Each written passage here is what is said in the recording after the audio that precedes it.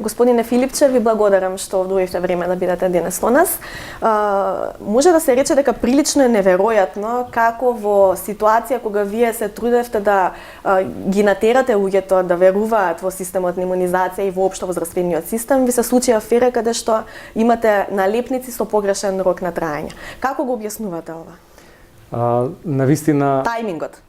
Навистина е интересно прашањето, заради тоа што станува збор за една кампања која што ние ја почнахме уште на почетокот на минатата година, а кампања со која што се различни активности, со различни активности не само на терен во смисла на наше присуство, промоција и на квалитетот на здравствената услуга таму каде што постои и на унапредувањето таму каде што навистина е потребно на секој ниво во нашиот здравствен систем, од примарното, секундарното и терцијарното, а што произлегува од нашите стратешки насоки за тоа како нашиот здравствен систем да го зајакнеме и да го унапредиме.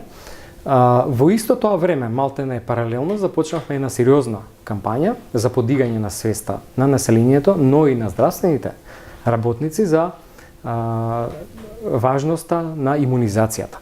Како еден процес кој што во смисла на инвестиција е најдобрата инвестиција која што човекот може да направи во себе, посебно во децата. Прво гледано, само од аспект на инвестиција во смисла на финансии, заради тоа што таа инвестиција во вакцината е навистина како финансии минорна во смисла на тоа да што би било заштедата кога човек или пациент ќе се соочи со таа болест ако би заболел од предизвикач кој може да се спречи со вакцинација. Имено станува збор за трошоци од отсуство од училиште, од работа, понатаму евентуални последици кои што се во делот на социјалниот сектор и во правосте, болничкото лекување кое што воопшто не е ефтино. Така да во таа смисла ние веќе преземавме конкретни чекори во целиот тој наш сектор во Министерството за здравство кој што го покрива преминатата имунизација на целокупното население на Република Македонија. Имено побаравме и добивме од Министерството за финансии сериозно зголемување на буџетот за вакцини за следните 2 години. Тој се сега вие терате 2 кампањи за враќање на довербата и во здравствениот систем и во имунизацијата како процес и ви се случува скандал што прилично е наивно да се објаснува со техничка грешка. Што се однесува до конкретниот проблем кој што се јави, во овој момент се уште се инспекторите од Малмет, Агенцијата за лекови на терен, иако имавме и неколку состаноци во меѓувреме, дури и за време на викендот со луѓето од компанијата, представникот на меѓународната компанија Гласо, од кој што ги користиме вакцините и се упатува на тоа дека е тоа техничка грешка, но сме внимателни во дефинитивното прифаќање на овие наоди, затоа што го чекаме дефинитивниот наод завршувањето на инспекцијата од страна на Малмет. Дека е техничка грешка, кажа и од компанијата, од Македонија Лек. Техничка грешка се санкционира или не? Токму тоа сакав да кажам. Чекаме да заврши официјалната работа на комисиите кои што прават увид инспекцијски, не само во компанијата, туку и во вакциналните пунктови, во здравствените домови ширум земјава, така да имаме и дефинитивната бројка, а врз основа на тоа ќе ги превземеме соодветните мерки, тоа што е во ингеренција на Министерството за здравство и сега се што е во ингеренција на Агенцијата за лекови. Не, повеќе прашањето ми беше во насока дека техничка грешка како оправдување е прилично бенигно, една бенигна кованица. Дали за техничка грешка ќе следуваат санкции од типот на тие што ги најавивте, одземање на лиценца, прекинување на соработка и слично, или техничка грешка ќе се сведе како еден обичен пропуст кога не знам. Еве јас пишувам текст па правам печатна грешка. Затоа не би сакал да шпекулирам додека не дојде и официјалниот извештај од инспекцијата. Тогаш со официјалниот извештај ќе видиме што е во наши законски ингеренции, што е во ингеренции на Агенцијата за лекови, кои што сме во малтене секојдневна и постојана комуникација, работиме паралелно, заради тоа што не е само оваа активност која што се спроведува, имаме секојдневни активности на терен за некои други сфери во кои што и Министерството и Агенцијата имаат своји ингеренции, така да веднаш кога ќе заврши тоа, ќе ги разгледаме сите извештаи и ќе направиме се што треба за да доколку се утврди одговорноста, си ја понесат Ако го тргнеме овој случај настрана, ве загрижува ли можеби сомнението колку други технички грешки има во други сегменти вакви? Дали ова ви е можеби иницијална некоја каписа за да вие повлечете истраги за зголемена контрола воопшто? Да, и веќе издадовме некои решенија за да направиме и контрола на некои други работи кои што се во наша ингеренција, повторно во координација со Агенцијата за лекови, заради тоа што сакаме да го сведеме на минимум ризикот во иднина да се случуваат вакви работи, технички посебно грешки. не сега кога се соочуваме со една ваква епидемија која што може да биде многу сериозна и секој ден се јавуваат нови случаи. Има нови случаи? Мене ме плаши тоа дека ќе се јавуваат и понатаму со оглед на Каква е тоа што бројката во моментов? Кажете ни. во И текот каква е на ситуацијата со заболените? во текот на минатиот ден беа примени 7 нови дечиња на клиниката за инфективни болести, сите со класичната клиничка слика на морбили со потврдена после тоа дијагноза на малисипаници, сите од едната иста градинка од населбата Ново Лисиче и ниедно од децата не е вакцинирано. Колку се возрастните во опасност? Има една жена која што е повозрасна пациентка, која што има околу 40 на години и таа лежи на инфективната клиника, има клиничка слика која што има сериозна афекција на белите дробови, што очекува една од очекуваните, за жал не најповолна, меѓутоа очекувана клиничка слика на болеста. Несакани ефекти да ги наречам. Па да се надеваме дека нема дополнително да се искомплицира ниту еден од случаите. Колку се во опасност возрастните воопшто што не се вакцинирани, зашто кога упатувате апели за вакцини, обично тоа се сведува на најмалите, на децата. Дали вие велите цело време дека до 45 години е границата, нели? Апелите дали се однесуваат и на повозрастните? Да, апсолутно. Апелот за имунизација се однесува на сите кои што не ја примиле оваа вакцина. Значи и возрастните треба да се проверат во своите картони дали се или не се вакцинирани. Тоа го укажуваме на сите, без разлика на возраста. Ние како земја која што порано сме биле дел од земја во источниот блок, каде што имало една многу строга контрола на спроведување на имунизацијата, а тоа резултирало со искоренување на вакви болести кои што може да се превенираат со вакцина, се соочуваме со промена во системот. После распадот на Југославија, после распадот на тој источен блок, кај многу земји се менува системот на контрола на процесот на имунизација. Например, целосен крах на системот на имунизација во Грузија. Понатаму проблеми во системот на имунизација во Украина, па се соочија со сериозна епидемија на полиомиелитис во 2015 година. Србија и Романија. Да. Малисипаници. Се надевам дека колку вака како надоаѓаат нови случаи кај нас, се надевам дека кога тогаш ќе престанат да се јавуваат пациенти на инфективната клиника. Ние во еден период порано на почетокот на 90-тите сме имале недостаток на вакцината за заушки. Па пред неколку години, ако се сеќавате, имаше епидемија што се должи токму на тоа што еден дел од популацијата на тие генерации што не биле вакцинирани своевремено. Така, но сега во услови на епидемија, кога ние постапуваме согласно законот за заштита на населението од заразни болести, не само децата, кои што имаме конкретни проценти како се невакцинирани по возрастна група, апелот се однесува на сите. Јасно. Кажете ми околу квалитетот на вакцините. Дали се тие истите вакцини со кои што се боцкаат европските деца? Да, апсолутно. Во нашите критериуми за набавка на вакцини стои да вакцината е произведена во земја на Европска унија, второ да се користи во земја на Европска унија и трето да ги има двата сертификати за квалитет кои што ги издаваат и производителот и лабораторија која што го испитува квалитетот на ваков тип, се вика биолошки лека, тоа се само неколку лаборатории во Европа. Значи ги користиме не само сега, и порано со години наназад сме ги користеле најсовремените европски вакцини. Зборувавме дека е симптоматичен тајмингот кога ви излезе скандалот со погрешните налепници. Исто уште еден специфичен тајминг за кој што ве обвинуваат е распишувањето на тендерот за вакцини. Дека малтене ја предвидовте епидемијата од предходна. Не, Како тоа е наша редовна постапка.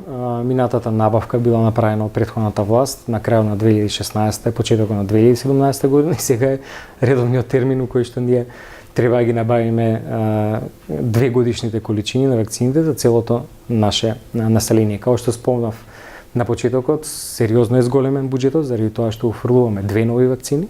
Тоа се вакцините од вирусот рота и пнеумокок и заменуваме 2 стари вакцини од календарот со 2 по-модерни. Со тоа ние сме една од ретките земји во регионот кој што има модерен и осовремен календар на вакцинација, а по препорака на Светската здравствена организација, која што имаше регионален состанок на почетокот на минатата година во Црна Гора, кај што ни беа упатени овие укажувања у смисла на потреба за осовременување на вакциналните календари. Велите дека исти се вакцините и по квалитет и се, меѓутоа мора да признаете дека имавте прилично несреќен слоган во време на референдумската кампања кога кажавте дека со влезот во ЕУ ние ќе имаме пристап до поквалитетни вакцини, што автоматски го отвора прашањето па со какви досега сме се боцкале. Дали самите вие во таа реторика кога сакавте да убедите колку е важно Македонија да стане дел од европското семејство, на некој начин придонесовте да се наруши довербата? Добро, довербата во здравствениот систем генерално е нарушена заради многу погрешни политики, кои што биле спроведувани многу години наназад. Не соодветно планирање на кадрите, не соодветно плаќање на здравствените работници во однос на платите, во однос на дежурствата. Не соодветно планирање на тоа кој центар што може да работи, а во смисла на регионализација. Понатаму, еден многу несоодветен план за надградување на капацитетот на тоа што требаше да биде нов клинички центар. И затоа ние уште на почетокот, кога преземавме власта, во ова министерство направивме неколку стратешки чекори. Прва и основна работа беше инвестиција во здравствените работници. Огромна сума на пари одвоивме за зголемување на платите на здравствените работници. Минатата година продолжуваме оваа година во сумата на дежурства, понатаму плаќањето од специјализанти. Се тоа мерки кои што заедно со подобрување на едукација веруваме дека прво нив ќе им го врати ентузијазмот за работа, кој што беше сериозно компрометиран во изминатите години, а како паралелно на тоа вложуваме во медицинска опрема и во нова инфраструктура, но внимавајте, со еден стратешки пристап, знаејќи точно во каква опрема и каква инфраструктура вложуваме во секој регион. И врз основа на тоа, каков нов клинички центар ни треба за да бидеме ние способни да дадеме еден интегриран тип на здравствена услуга, да имплементираме нови методи, нови интервенции за нашите граѓани, односно пациенти, верувам дека се чекори кои што ќе ја вратат довербата во нашиот здравствен систем. Свесни сме дека за тоа треба време, но процесите ги почна. Ке се вратиме на вакцините, споменавте доверба во здравствениот систем, да, здравствените работници меѓу другото се една клуч наука, за да верувате во системот треба веројатно на својот матичен педијатар, доктор да му верувате. Што правиме со бројот на лекари кои што се заминуваат од државата? Да, тоа е еден тренд кој што го има навистина во сите земји во светот. Една Германија има сериозен недостаток на лекари, медицински очигледно на сестри. Тоа е како проблем, нешто што го имаат и сите околни земји и ние правиме се што можеме за да ги задржиме нашите здравствени работници овде кај нас. Размислуваме освен на ова зголемување на платите и примањата генерално, да направиме и систем на потенцијално некаква размена на здравствени работници со Германија, зашто веќе имаме закажано состанок на крајот на овој месец со германскиот министер за здравство, во смисла на ќе доаѓаат германски лекари тука? И веќе предложивме идејата да правиме одредени ротации, како во смисла на едукација, така и во смисла на дополнителни хонорари. Како дел од кампањата да се врати довербата во и стимулација да останат да работат во нашата земја. Така. Веројатно ќе треба кога се работи за воопшто вакви кампањи за враќање на довербата, тоа не се прави вака преку ноќ кога ќе се јави епидемија, веројатно треба посистемски, систематски еден пристап во целото тоа. И размислувате ли за некоја таква стратешка можеби кампања, едукација преку медиуми, преку поголем контакт со граѓаните? Како вие тоа да го објаснувате во текот на целата година? Некога ќе се соочиме со проблемот. Зошто се вакцините важни? Почнавме пред повеќе од 6 месеци, кога беше денот на имунизацијата, кога имавме еден настан во градскиот парк, кој што следеше на регионалниот состанок иницииран од Светска здравствена организација, после што ги започнавме тие кампањи во јавноста, бевме многу поприсутни, го зголемивме буџетот за вакцините за следните 2 години и ќе продолжиме и понатаму. Овие мерки што сега ги преземавме се мерки кои што се времени мерки за време траење на епидемијата, но тука нема да запреме. Ќе продолжиме и понатаму заради тоа што имунизацијата е нешто што на вистина значи вистински влог во сопственото здравје. Заради тоа што сега да се бориме и да правиме, да иницираме нови борби со стари болести нема апсолутно никаква смисла. Мораме да им кажеме на граѓаните дека тоа е вистинската инвестиција во сопственото здравје, дека тоа се превенабилни болести кои што апсолутно може да се искоренат доколку тие се вакцинираат или ги вакцинираат своите деца. Со враќање на довербата не само во здравствениот систем, што веќе говоревме, туку и конкретно, зашто и ние излегуваме со конкретни докази дека се тоа квалитетни вакцини во кои што нема никаква потреба да има сомнеш, верувам дека ќе имаме некакви резултати. И веројатно да казнивост на вакви случаи кога се нарушува довербата, еве ова со декларацијата на пример, доколку не се реша, знаете, здравството низ годините вие велите дека долги години сме имале сериозни системски пропусти, токму меѓу другото еден од елементите зашто се губи недовербата е системот на неказнивост. Ние правиме како власт се да укажеме дека здравството е навистина еден од приоритетите.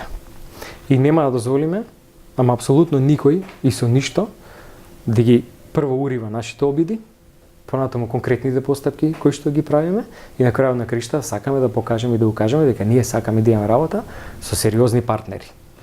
И дека во индустријата фармацевска гледаме партнери за заедничка работа и за заедничко напредување во здравството. Во таа смисла, вакви грешки, се што е во наши можности рамки ќе превземе да ги соодветно санкционираме. Зошто тогаш како критериум најниска цена беше ставен за вакцините, што исто така отвори дилеми? Тоа не е точно, дека тоа е единствен критериум, тоа е согласно важечкиот закон за јавни набавки, кој што во меѓувреме ќе се смени и веќе во следните месеци ние ќе имаме нов закон за јавни набавки, но внимавајте, во критериумите за набавка на вакцини се овие критериуми кои што ги спомнав претходно.